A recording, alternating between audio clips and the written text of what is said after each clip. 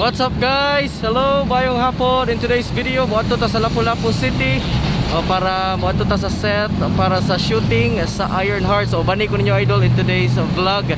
My name is Idol Gab from IFM 93.9 Cebu. So di na ta magpadugay-dugay pa.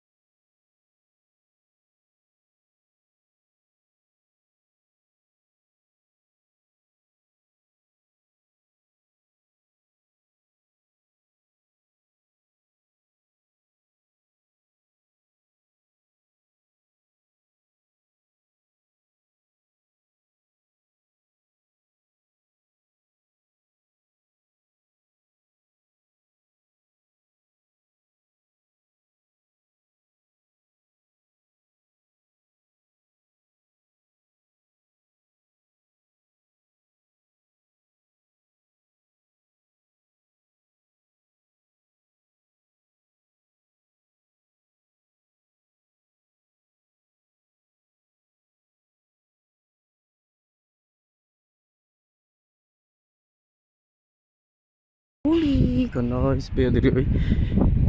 Murkag kag naa sa laing nasod na pod idol no. So ngani ka ni diri sa Tambuli. So karon natol lang pangitaon asa dapit ang set sa Iron Heart. Nakita na to si I think we got Richard Gutierrez.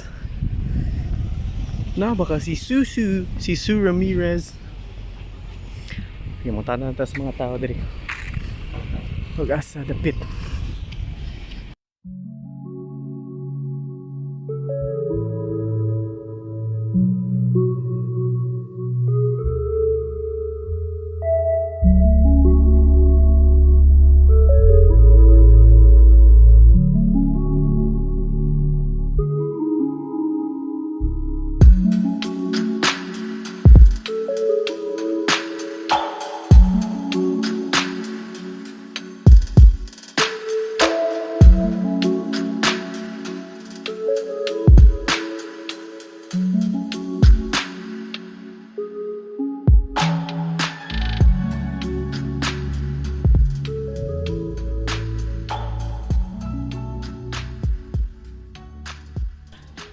Okay dog, so karon manatag tuyok diri sa Tambuli pero usa lay problema nako.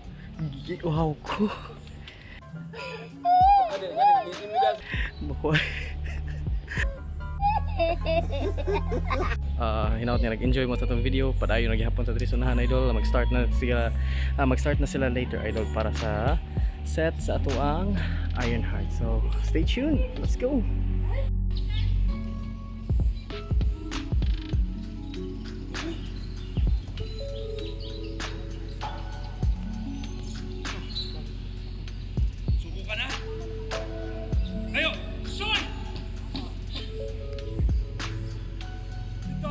new Deputy Director of CIB.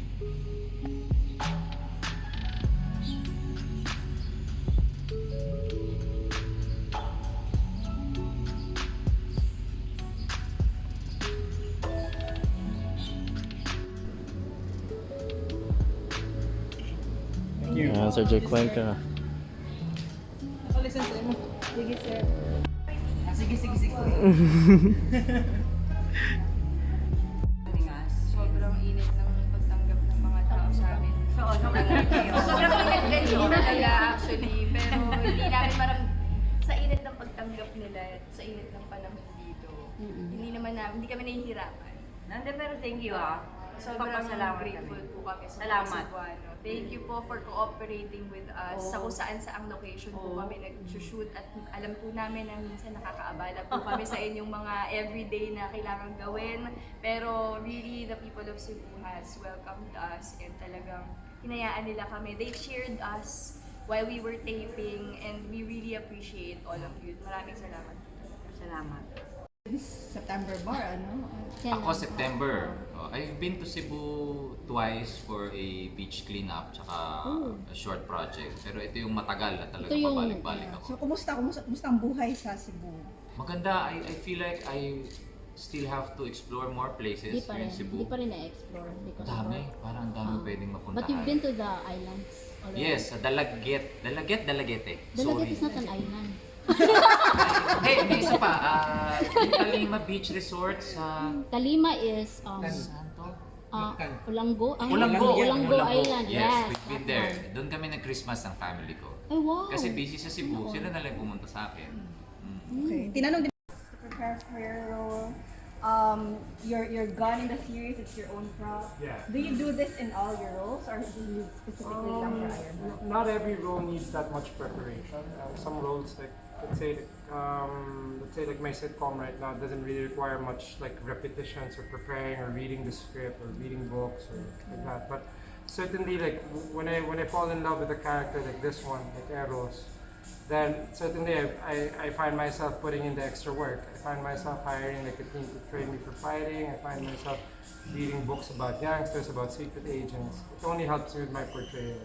Diba? But more than anything naman, those things for me are fun. Like those things for me I do like in a normal day. I wake up at 5 in the morning, read my script and take in books and apply it to what I'm reading in the script. But that's all just part of that's all part of being like a little kid and creating a character. Yeah, so it's fun for me.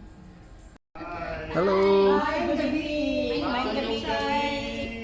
Kumusta na? Oo, kumusta na? Kapoy?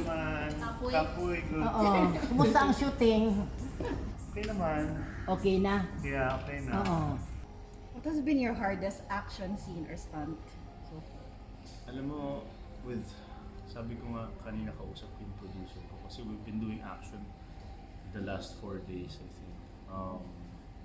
Sabi ko kanina, I think pag binuo mo yung action reel ng show na to, grabe, ang haba, ang daming pwedeng material, and I think it really solidifies what the Filipinos are capable of doing action. With the time that we're given, with the money that we're given, we're maximizing it to our best capabilities.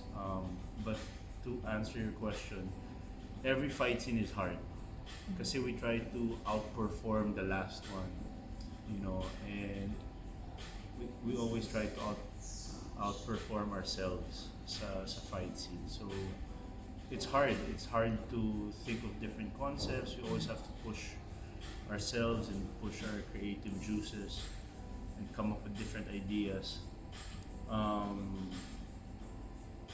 Madami mahirap akong ginawa dito. Ang masakit pa nga katawan ko ngayon, to be honest. But siguro one of my favorite ones, siguro yung sa amin ni Jake. Our first few fight scenes na kami dalawa ni Jake, I think that really established the action and the characters of the show. So, hats off to Jake kasi talagang he's really willing to learn and also he's willing to go beyond his limits to give the show justice and to give the character justice.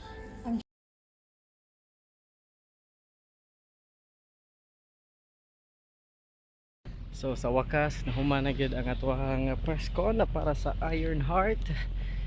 Grabe, ikapoy sa jud ko kay nagtanaw-tanaw ko sa mga sets. As in, grabe kay mga stands pa idol man ayon na ninyo kisipyata pa idol. So kita kits pohon.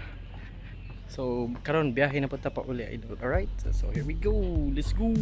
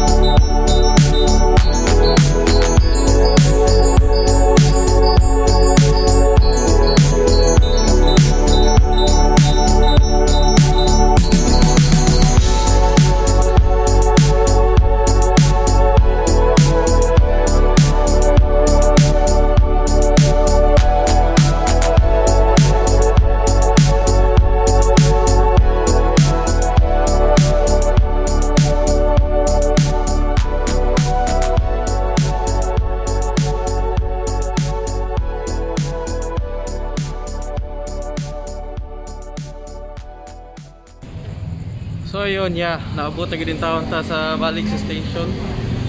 And kasi na pa yung on board, napay tao? Napay tao? So daw si SG Jimmy Abilia. Nganong kuan man ni? Na SG Jimmy. So na balik sa station daw. Dapat ta diri. Hello. Hello guys. Hi guys, follow po. Okay, I know. I saw the post. So di pa namo i-reveal naunsa rin ka. So sorry I'm late. So dila sa kuto ba maghatag niya ta og kuan later on idol. Thank you so much sa inyong pag-view gidri sa tong videos every kuan jud no mag-post kita. Thank you so much sa mga followers nato diha sa Facebook page and also sa YouTube. Thank you guys sa mga nag-subscribe. If nag-enjoy mo sa video nato today, please do like and subscribe and follow my Facebook page Idol Gab space IFM. So dili ko kutob idol. Thank you so much. See ya on the next video.